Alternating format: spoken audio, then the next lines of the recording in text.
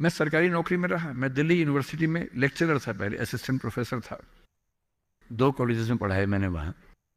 फिर आईएएस का एग्ज़ाम दिया, सिलेक्ट हो गया उसमें, 6-7 महीने वहाँ नौकरी की, फिर वो भी छोड़ा। अब मैं अपना काम करता हूँ, सेल्फ एम्प्लॉयड हूँ। और मैं ईमानदारी से आपसे कह रहा हूँ, आप जब भी कोई फैसला करेंगे अपने बारे में, कभी ना कभी आपको फील होगा, बेशक 1 सेकंड के लिए, कि आपने गलत किया। पर मैं ईमानदारी से कह रहा हूं कि मुझे आज तक जिस एक फैसले पर 1 सेकंड के लिए भी नहीं लगा कि मैंने गलत किया, वो नौकरी छोड़ने का फैसला है। मुझे आज तक नहीं लगा कि मैंने गलती की, क्योंकि मुझे लगता है मैंने एकदम ठीक किया। मैंने अपने स्वधर्म, अपने नेचर के अनुसार सही किया। इस बच्चे ने बड़ा खूबसूरत सवाल पूछा कि आप आईएएस एलाइड की नौकरी छोड़ के टीचिंग में क्यों आ गए। मैं इस सवाल में दूसरा सवाल जोड़ देता हूं। हमारे सामने प्रेम सिंह जी बैठे हैं, मुख्यमंत्री जी बैठे हैं, वो टीचिंग की नौकरी छोड़ के पॉलिटिक्स में क्यों आ गए। 2 एग्जाम्पल्स हैं आपके सामने। इन दोनों में एक तारतम्य है, एक रिदम है, एक लय है दोनों में। वो टीचर बने, उनको फील हुआ कि उनका स्वधर्म टीचिंग से ज्यादा कुछ और है। मैं आईएएस एलाइड में आया, मुझे लगा कि मेरा स्वधर्म इससे ज्यादा टीचिंग में है। स्वधर्म क्या होता है? आपने गीता पुस्तक का जिक्र सुना होगा, उसमें श्री कृष्ण ने स्वधर्म का जिक्र किया है। यहाँ बहुत सारे बच्चे बौद्ध समाज से होंगे, महात्मा बुद्ध ने भी इस बात पर खूब जोर दिया है। सारे धर्मों, सारे दर्शनों का जो सार है वो ये है, हर व्यक्ति हर काम के लिए फिट नहीं होता है। 2 चीजों पे गौर करना है। पहला, मैं क्या अच्छा कर सकता हूं, मैं कैपेबल किस चीज के लिए हूं। दूसरा, मुझे क्या करने में मजा आता है। और जहां इन दोनों का इक्विलिब्रियम हो, जहां ये दोनों बातें मिल जाएं, वो आपका स्वधर्म है।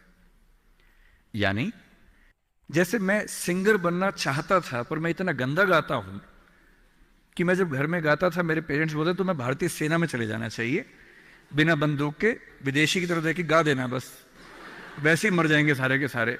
सही बात है भाई, ये भी ठीक बात है। तो मेरा मन था कि मैं सिंगर बनूं, पर गला कौवे जैसा भगवान ने दिया, कोयल जैसा नहीं दिया, तो मैं सिंगर नहीं बनूंगा। मेरे मन से क्या होता है, अच्छा लगने से क्या होता है भाई। सुने भी तो कोई मेरी बात को, मेरे गाने को सुने भी तो सही कोई। तो मेरा मन क्या करता है काफी नहीं है। 2 चीजें हैं, मैं क्या कर सकता हूं।